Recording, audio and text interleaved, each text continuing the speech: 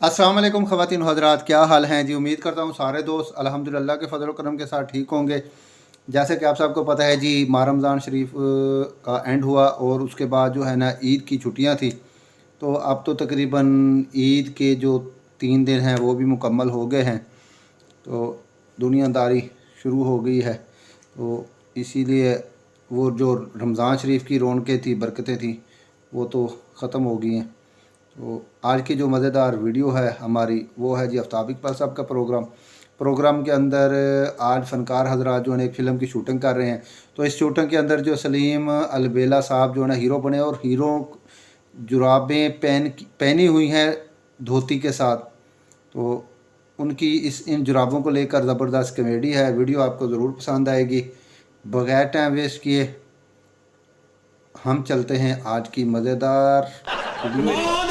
गल समझाई सी, वाह वाह वाह। राणो नु डोली च पा लिए, फिर सारे दुश्मन मार दियागा। एक तब्दीली आई है वैसे, हीरो ने जुराबें पहन ली हैं। भाई डेंगी दा करके पाई है। मैं बड़ा शो वेख्या कहंदे पूरे कपड़े पाओ जे पाए ते तां भी दंद कड्ढन दे हो। इस तो पहले जराबा बकरी ने पाई हुई है। तो अब तुम्हारा क्या ख्याल है किसने पहनी है? अच्छा जी, आपका बिजनेस कैसा चल रहा है? बिजनेस ठंडा पै गई, मौसम चेंज हो गया। हुण गन्नियां दे नाल मैं यखनी भी ला ली है।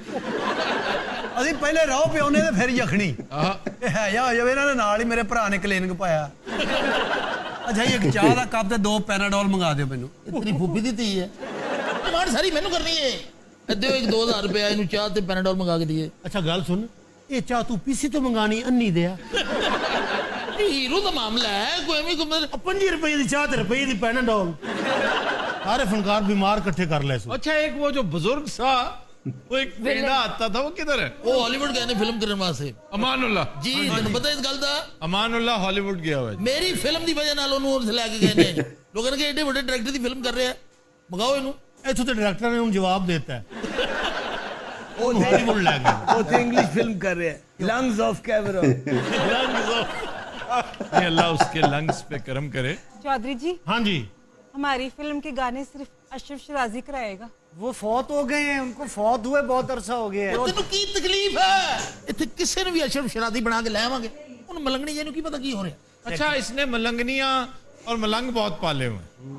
आपसे भी इसने पैसे लिए होंगे कास्ट करने के? नहीं जी, मैं तो इन्वेस्टर हूँ फिल्म की। हाँ, कहते हैं इन्वेस्टर ही हैं। हाँ जी, कहते हैं जो आपकी फी है ना, ये आपकी इन्वेस्टमेंट होगी। ਉਹ ਕੋਲ ਹੀ ਬੈਠਾ ਰਹਿਣਾ, ਟੁਰਿਆ ਫਿਰਿਆ ਵੀ ਕਰ। ਲਾਡਲੇ ਬੱਕਰੇ ਵਰਗਾ ਸੇਰਾ ਤੇਰਾ। चंगा भला सिर यार, तेरा दिमाग ठीक है। ओ, वो तुम्हें कह रहे। ਉਹ ਤੈਨੂੰ ਕਹਿ ਰਿਹਾ ਬੱਪੀ ਲਹਿਰੀ ਤੇ ਬਾਂਦਰ। वैसे बप्पी लहरी कह देना काफी नहीं सी।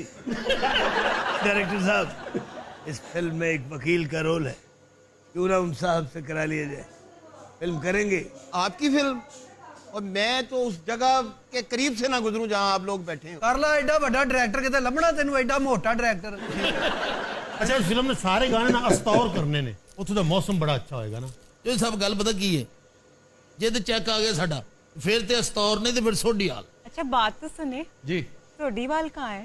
ये गल तू मैथों नहीं पूछ सकती, वो कंडक्टर है बसां दा। मैनू पता कित्थे सोडीवाल। हाँ जी, बता दें किधर है। आ यतीम खाना स्टॉप नहीं, ओदे नाल ते सोडीवाल है। अब उसे क्या पता यतीम खाना स्टॉप किधर है? वो खुद ग्रैंड बैटरी रहती हैं सर। कहाँ रहती? सोडी वाल तो अगला स्टाफ ग्रैंड बैटरी है। ग्रैंड बैटरी के नाल ना स्कीम मोड़ है।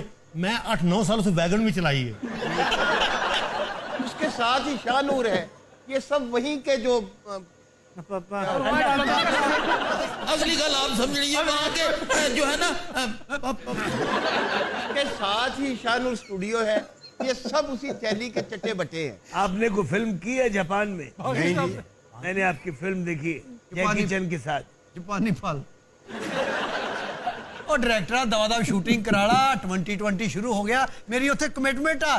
किस चीज की कमिटमेंट है? ਮੈਂ ਚਿਪਸ ਵੇਚਣੀ ਅੰਦਰ ਜੀ। डायरेक्टर साहब, शूटिंग का आगाज कब होगा? शूटिंग का आगाज कर दे जी, मौसी कार आने ने आज गाना पिक्चराइज होना है। आज गाना होगा? गाना होगा आज। शबाना मेरी मोहब्बत में हो। चलो शबाना बाबा जी बैठ जाओ। मेरे को इज्जत का खुदा जानता, मैं तेन ओ जूत फेरांगा। भैया और पता है बाबे राव से मैं 2 गनमैन रखे हुए ने। क्यों? ये हिफाजत नहीं, इन फदन वास्ते।